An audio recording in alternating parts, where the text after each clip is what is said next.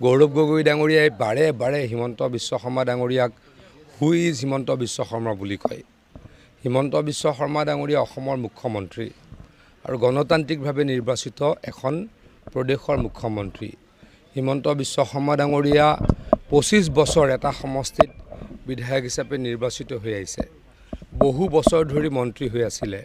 গতিকে তেনেকুৱা এগৰাকী ব্যক্তিক যদি এগৰাকী নেতাই, এগৰাকী তথাকথিত নেতাই বাৰে বাৰে কয় হু ইজ হিমন্ত বিশ্ব শৰ্মা, এই কথাটো অত্যন্ত দৃষ্টিকটু হৈছে।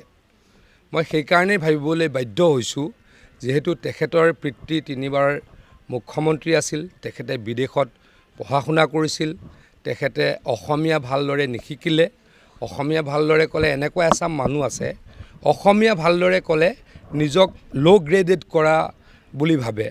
অসমত এনেকুৱা এচাম মানুহ আছে যে ইংলিছ ক'লে বেছি ভাল, বেলেগ ভাষা ক'লে বেছি ভাল, বেছি জানা মানুহ, আৰু অসমীয়া ভালকৈ ক'লে, অসমীয়াৰ ফ্লুৱেঞ্চি ভালকৈ থাকিলে নিজক তললৈ লৈ যোৱা বুলি ভাবা এচাম মানুহ আছে।